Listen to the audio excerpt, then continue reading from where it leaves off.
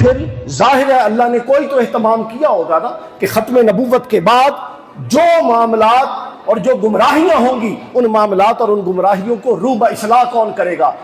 جو نبوی مزاج پر نہیں بلکہ رسولی مزاج پر ہوتا ہے، چونکہ نبی جزوی اصلاح کے لیے آتے تھے اور رسول کلی اصلاح کے لیے آتے تھے۔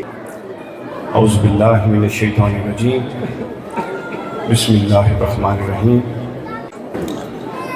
آج کی اس بزم میں جو مختصر دو چار کلمات کہنے ہیں، اس کا آغاز حضور نبی اکرم صلی اللہ علیہ وآلہ وسلم کی سنت کی مطابقت میں آپ کی ایک حدیث پاک سے کرتا ہوں کہ حضور نے فرمایا کہ تم لوگوں پر لازم ہے کہ تم اللہ کا شکر ادا کرو اور ساتھ اس کا شکر ادا کرو جس نے تم پر احسان کیا ہو۔ تو ہم آج کی اس تقریب میں اللہ کے حضور اس بات کا شکر ادا کرتے ہیں کہ اس نے ہمیں شیخ الاسلام پروفیسر ڈاکٹر محمد طاہر القادری جیسی نعمت عطا کی، کیونکہ وہ ہمارے محسن ہیں۔ ہماری فکر اور شعور میں جو تمیز ہے یہ ان کی تربیت کا نتیجہ ہے۔ ہمارا جو شعور ہے یہ ان کی رہنمائی فکر سے ماخوذ ہے۔ ہماری جو آگہی ہے یہ ان کے علم کی عطا اور ان کے علم سے خوشہ چینی ہے۔ ہمارا جو تکلم ہے یہ انہی کے الفاظ کی خیرات ہے، اور ان کی ذات وہ سلسلۃ الذہب ہے جو ہمیں کوچہ بغداد اور کوچہ نجف سے پھراتے ہوئے مدینہ منورہ لے کر جاتی ہے۔ تو ہم پر لازم ہے کہ ہم اللہ رب العزت کے ہاں ان کی آمد کا شکر ادا کریں، اور وہ شکریہ ادا ہم کرتے ہیں۔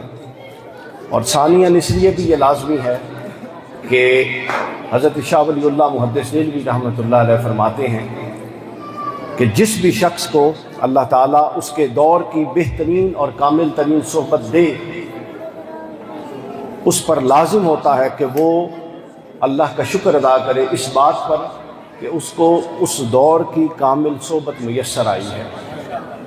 اس سے یہ بھی پتہ لگتا ہے کہ ہر دور میں ایک کامل صحبت ہوتی ہے، اور جب وہ کامل صحبت جس کو میسر آئے تو شاہ صاحب کہتے ہیں، حضرت شاہ ولی اللہ فرماتے ہیں کہ یہ اتنی معمولی بات نہیں ہے کہ آپ اس کو نظر انداز کر دیں، بلکہ جن کو وہ صحبت میسر آئے ان پر لازم ہے کہ وہ اللہ کے حضور اس کا شکر ادا کیا کریں۔ اب ہم اس تمہید کے بعد اپنی گفتگو کی طرف آتے ہیں۔ دیکھیے، اللہ تعالیٰ نے ہدایت کا سلسلہ جو انسانیت میں چلایا وہ انبیاء اور رسل کے ذریعے چلایا۔ اللہ نے نبی بھیجے اور اللہ نے کئی رسول بھیجے۔ نبی اور رسول جب آتا تو وہ اللہ کا پیغام لاتا، انسانیت کی ہدایت کرتے، لیکن جو سمجھنے کی بات ہے وہ یہ ہے کہ نبی اور رسول کے کام کے مزاج کے اندر ایک بنیادی فرق پایا جاتا تھا۔ یہ وہی فرق ہے جو نبی اور رسول کے منصب میں بھی ہے، اور پھر نیچے تک ان کے کام کے مزاج میں بھی وہ فرق ہے۔ یہ نقطہ آج کی گفتگو کی بنیادی اور اساسی نقطہ ہے، اگر آپ لوگ اس کو سمجھ جائیں جو میں عرض کرنے لگا ہوں، کہ اللہ تعالیٰ نے ماضی کی امتوں میں نبی بھی بھیجے اور رسول بھی بھیجے، اور نبی اور رسول کے کام کا ایک الگ الگ مزاج ہوتا ہے۔ نبی اس وقت آتے ہیں دوستوں کہ جب نبی عام طور پہ آتے ہیں ما قبل شریعت کی مطابعت میں۔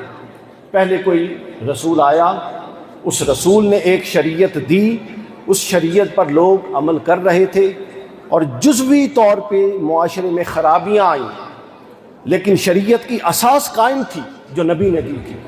پارشلی چیزیں ڈی ٹریک ہو گئیں، کہیں عقائد بگڑ گئے، کہیں اعمال بگڑ گئے، کہیں صرف معاشرت بگڑ گئی۔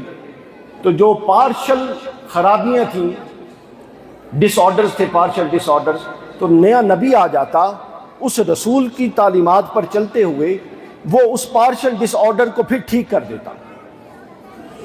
تو نبی آتے تھے جب معاشروں میں بگاڑ جزوی ہوتا تھا۔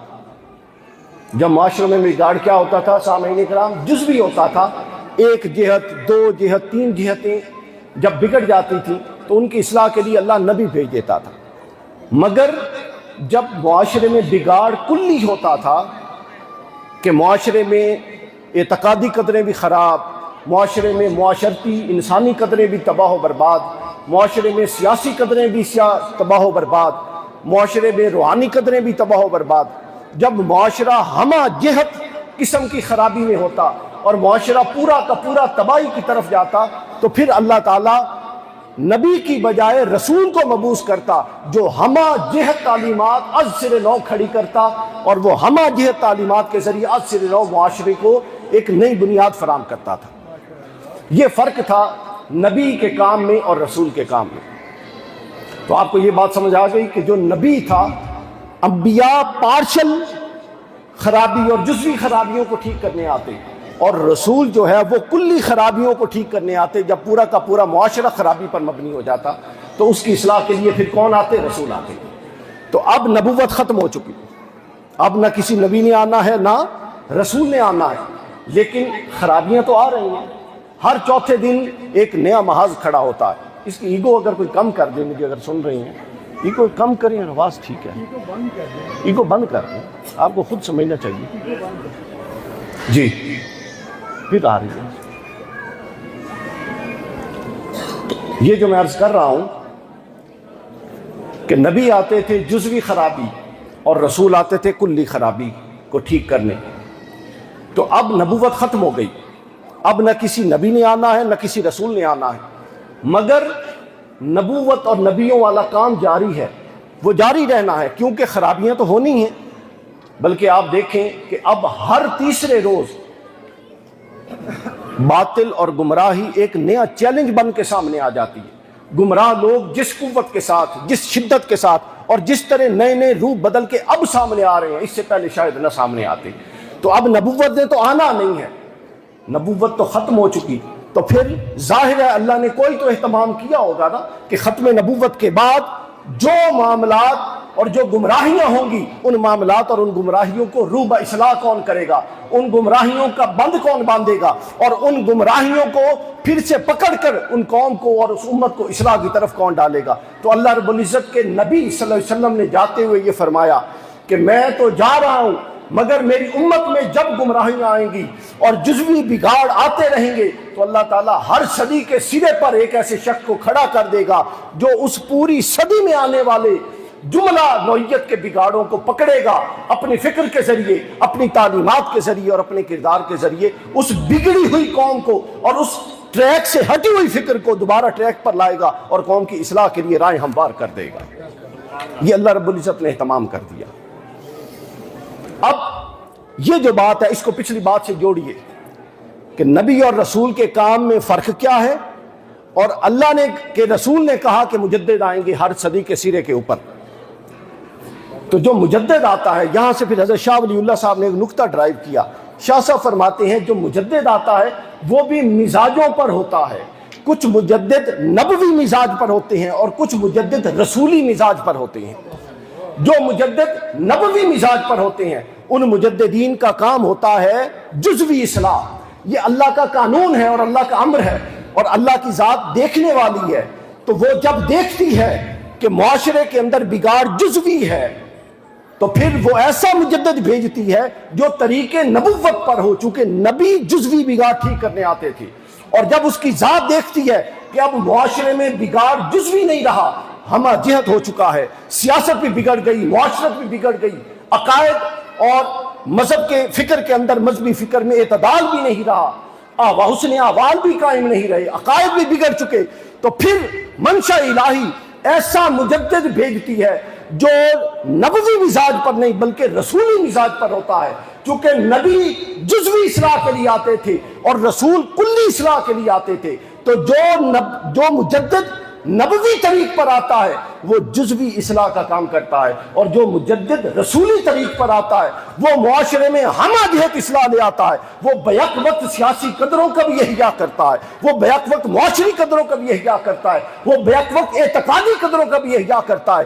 اور پھر جب کسی شخص پر اللہ کی خاص نظر اور فضل ہو جائے، حضرت شاہ ولی اللہ نے سطاعت میں بیان کیا کہ اللہ فرماتا ہے کہ انسان کے اندر یہ جو استعدادیں ہیں اللہ نے جب آدم علیہ السلام کو تخلیق کیا اور آدم کی پشت سے سمان انسان کو نکالا تو ان انسانوں پر، ہر انسان پر اللہ نے کچھ دیر کے لیے نگاہ کی، تو اللہ کی نگاہ اور نگاہ الوہیت کا فیض تھا کہ انسانوں کے اندر استعدادیں آ گئی۔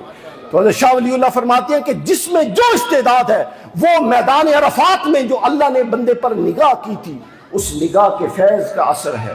تو لہٰذا پھر جب اللہ رسولی طریق پر مجدد بھیجتا ہے جس نے ہمہ جہت نوعیت کا کام کرنا ہے، اور پھر وہ مجدد وہ ہوتا ہے کہ جب اللہ کی نگاہ میدان عرفات میں پڑی تھی تو کسی پر کچھ دیر پڑی، کسی پر کچھ دیر پڑی، مگر کچھ شخصیات ایسی بھی تھیں کہ جنہوں نے اتنا اس نگاہ الہی سے فیض لیا کہ وہ رسولی طریق کے مجدد بن گئے۔ اب ان کا کام محض ایک جہت پر مبنی نہیں ہوتا بلکہ ان کا کام ہمہ جہت ہوتا ہے۔ اور آپ نے دیکھا حضور شیخ الاسلام کا 1980 سے لے کے 2025 تک آپ دیکھ لیں، کوئی ایسا میدان نہیں ہے جو زندگی سے متعلق ہو جہاں پر اصلاح کی ضرورت ہو اور آپ نے کسی نہ کسی صورت میں وہاں کارہائے نمایاں انجام نہ دیے ہوئے۔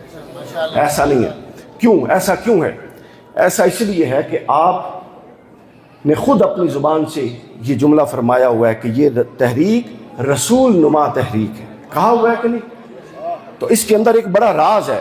رسول نما اس لیے کہا، اب ان کا منصب نہیں ہے کہ وہ خود ہر بات کھول کے بیان کریں، کچھ چھوٹوں کے لیے بھی کام ہوتے ہیں، تو منصب جو وہ فرماتے ہیں نا کہ یہ رسول نما تحریک، اس کا مطلب یہ کہ یہ تحریک جزوی اصلاح کے لیے نہیں اٹھی بلکہ یہ تحریک معاشرے کے ہر فرد، ہر طبقے اور ہمہ جہت جو خرابیاں ہیں ہر خرابی کو اصلاح پذیر کرنے کے لیے یہ تحریک اٹھی ہے۔ یہ مفہوم ہے رسول نما تحریک ہونے کا، چونکہ یہ تحریک رسول کے مزاج پر قائم ہوتی ہے اور رسولوں کا مزاج کلی اصلاح کا ہوتا ہے، جزوی اصلاح کا نہیں ہوتا۔ پھر اس کے اندر جو اگلا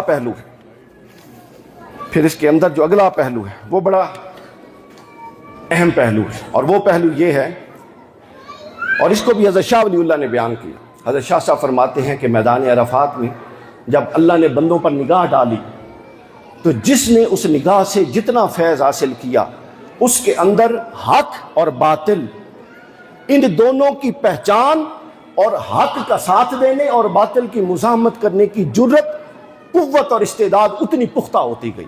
تو گویا جو شخص جتنا حق کا ساتھ دیتا ہے یا جو شخص جتنا باطل کے خلاف مزاحمت کرتا ہے، یہ اس بات کی دلیل ہے کہ وہ اتنا نگاہ الوہیت کے اندر رہتا ہے، وہ اتنا نگاہ الوہیت سے فیض پا رہا ہے، وہ اتنا نگاہ الوہیت کا منظور نظر ہے، چونکہ یہ جو سلسلہ دین ہے یہ ہمیشہ منظوران نظر کے ذریعے چلتا ہے۔ اللہ کے رسول اللہ کے منظور نظر، قرآن مجید میں اللہ نے فرمایا کہ اے محبوب کہ فَإِنَّكَ بِأَعْيُنِنَا، بے شک آپ ہماری نگاہوں میں رہتے ہیں۔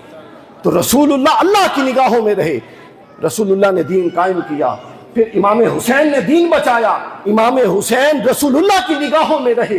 اب ہمارے قائد اللہ، رسول، اصحاب اور اہل بیت اطہار کی نگاہوں میں ہیں، اس وجہ سے وہ ہمہ جہت اور ہر شعبہ زندگی کے اندر کوشش کر رہے ہیں۔ تو حضرت شاہ صاحب نے فرمایا کہ جس کے اندر یہ استعداد قوت پا جائے، جس کے اندر یہ استعداد مضبوط ہو جائے، وہ شخص پھر سکون نہیں پا سکتا، بلکہ وہ شخص اپنا ہو یا پرایا ہر ایک کے حقوق کے لیے کھڑا ہو جاتا ہے اور اس کے حقوق کی جنگ لڑتا ہے۔ یہ ایک فلسفہ ہے دوستوں جس کو اقبال نے بیان کیا کہ ہمیشہ سے اللہ رب العزت نے جب انسان کو زمین پر بھیجا تو دو حق دے کر بھیجے۔ کتنے حق دے کر بھیجے؟ ایک کو حق کے متاع کہتے ہیں اور ایک کو حق کے مستقر کہتے ہیں۔ حق کے متاع کا مطلب ہے جینے کا حق، یعنی جدید اصطلاح میں آپ اس کو معاشی آزادی کا حق کہہ سکتے ہیں، معاشی آزادی کا حق۔ اور حق کے مستقر سے مراد ہے رہنے کا حق، زندہ رہنے کا حق۔ اس کو آپ مذہبی اور سیاسی آزادی کا حق کہہ سکتے ہیں، یعنی اللہ نے ہر انسان کو بطور انسان تین حق دے کر بھیجے: مذہبی آزادی کا حق، سیاسی آزادی کا حق اور معاشی آزادی کا حق۔ اور جب یہ حق اللہ نے ہر انسان کو دے کر بھیجے، لیکن زمانے بیتتے گئے، زمانوں کے ساتھ ساتھ کچھ لوگ اپنی اس فکر سے، اپنی اصل فکر سے ہٹ گئے، ان پر نسیان طاری ہو گیا اور انسانی فطرت کی سرکشی نے اتنا زور پکڑ لیا کہ وہ خود خدا بن بیٹھے، اور وہ حق جو اللہ نے ہر انسان کو بطور انسان دیا تھا اس حق پر قبضہ کرنے لگے۔ اللہ نے ہر ایک کو معاشی آزادی کا حق دیا تھا، انہوں نے کہا کہ نہیں ہم معاشی طور پہ غلام بنا کے رکھیں گے۔ اللہ نے ہر ایک کو مذہبی آزادی کا حق دیا تھا، انہوں نے کہا نہیں مذہب وہ چلے گا جس کی ہم ترویج کریں گے۔ اللہ نے ہر ایک کو سیاسی آزادی کا حق دے کے رکھا تھا، انہوں نے کہا نہیں سیاسی فکر وہ چلے گی اور وہ پروان چڑھے گی جو ہم پروان چڑھوانا چاہیں گے۔ تو جب ایسے لوگ کھڑے ہوئے تو فطرت نے اپنا رد عمل دیا۔ جب کوئی ایسا شخص کھڑا ہوتا کہ وہ اپنے معاملات اور وہ اپنی حقوق جو اللہ نے بندوں کو دے کر دیے ہیں ان کو غضب کرتا تو فطرت اپنا رد عمل دیتی اور فطرت ایک ایسے شخص کو کھڑا کر دیتی جو ان حقوق کا نمائندہ ہوتا، وہ اس کے ساتھ لڑ پڑتا اور یہ تینوں حق اس سے لے کر عوام کو واپس لینے والا ہوتا تھا۔ آپ دیکھیں جب نمرود کھڑا ہوا خدائی کا دعویٰ کیا تو اللہ نے کس کو کھڑا کر دیا؟ ابراہیم کو۔ جب فرعون کھڑا ہوا اس نے خدائی کا دعویٰ کیا تو اللہ نے کس کو کھڑا کر دیا؟ سیدنا موسیٰ کو۔ جب ابو لہب و ابو جہل کھڑے ہوئے تو اللہ نے اپنا محمد رسول اللہ کھڑے کر دیے، اور جب یزید کھڑا ہوا تو اللہ نے حسین ابن علی کھڑا کر دیا۔ یہ اقبال کہتا ہے کہ یہ جو حق ہے، حق دو قوت از حیات آید پدید، یہ جو دو قوتیں ہیں حق و باطل، یہ ہمیشہ سے نبرد آزما رہیں۔ یہ چلتا رہا، معاملہ چلتا رہا، حتیٰ کہ معاملہ ہمارے دور تک پہنچا۔ ہم بھی اس دور میں ہیں جس دور میں اگر آپ 1980 سے دیکھیں تو معاشی حقوق پر بھی ڈاکہ ہے، سیاسی حقوق پر بھی ڈاکہ ہے، معاشرتی حقوق پر بھی ڈاکہ ہے، اور مذہبی آزادی پر بھی ڈاکہ ہے۔ یہاں پر مذہبی پاپائیت اصل مذہبی آزادی نہیں دیتی۔ یہاں پر جو سیاسی آپ سمجھ لیں کہ وہ ہیں سیاسی بڑے ہیں جن کے ہاتھوں میں اقتدار ہے، وہ سیاسی آزادی کا حق نہیں دیتے، اور معاشرہ سارا کا سارا ان لوگوں نے تباہ و برباد کر دیا۔ تو اللہ رب العزت کا منشا یہ ہوا کہ ہر دور کی طرح اس دور میں بھی لوگوں کو کامل شعور دیا جائے۔ تو اس کامل شعور کے لیے اس نے صدی کے آغاز پر شیخ الاسلام ڈاکٹر طاہر القادری کو کھڑا کر دیا۔ انہوں نے سیاسی جنگ بھی لڑی اور اصل سیاسی قدر سامنے لا کے رکھ دی، انہوں نے مذہبی جنگ بھی لڑی اور اصل مذہبی قدر سامنے لا کے رکھ دی، اور انہوں نے معاشرتی جنگ بھی لڑی اور اصل حقیقی معاشرتی قدریں ہمارے سامنے لا کے رکھ دی۔ اب ہمارا بھی تو کام بنتا ہے، ہمارا کام یہ ہے کہ اس سب کچھ ہونے کے بعد اب ہمارے سامنے انہوں نے سارا کچھ بیان، ہم میں سے ہر شخص جانتا ہے صحیح کیا ہے غلط کیا ہے۔ شیخ الاسلام نے اپنے انقلاب کا کام بہت پہلے مکمل کر دیا۔ اب دوستو یہ کام ہمارے اینڈ پہ رکا ہوا ہے، بہنوں اور بھائیوں یہ ہمارے اینڈ پہ رکا ہوا ہے۔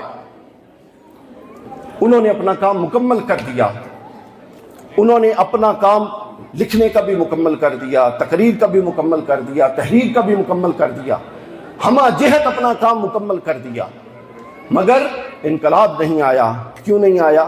چونکہ ہم ابھی تیار نہیں ہیں، ان کو جو نمازی چاہیے اس جماعت کے لیے وہ نمازی ابھی تیار نہیں ہے۔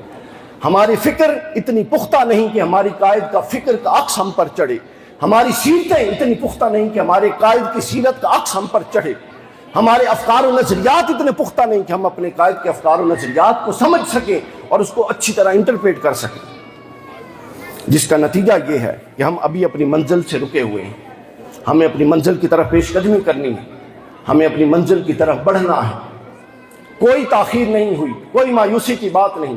آپ دیکھتے ہیں کہ کیسے شیخ الاسلام کا نام، شیخ الاسلام کی فکر اور شیخ الاسلام کے نمائندے پاکستان اور دنیا کے کونے کونے میں وہ آواز اٹھا رہے ہیں۔ اگر منشا الہی خدا نہ خواستہ مایوسی کا ہوتا تو یہ آوازیں نہ اٹھ رہی ہوتی۔ ابھی آپ صاحبزادہ ڈاکٹر حسین محی الدین کا دورہ کراچی دیکھ لیں، ایک دن میں 7 خطاب، 7 تحصیلیں، 10 اضلاع کا وزٹ۔ ادھر صاحبزادہ ڈاکٹر حسن محی الدین کو دیکھ لیں، یورپ میں ایک ملک، ایک مطلب آپ سمجھ لیں خطہ، دنیا کے خطے میں شیخ الاسلام کا نام بھی پہنچ چکا اور کام بھی پہنچ چکا، مگر ہم نے اللہ نے ان کو بھیجا تھا، ہماری ذمہ داری زیادہ ہے۔ انہوں نے ہر شے نکھار کے ہمارے سامنے رکھ دی۔ اب اس فکر کو لے کے آگے چلنا ہماری ذمہ داری، اس کو لے کے آگے چلنا ہماری ذمہ داری ہے۔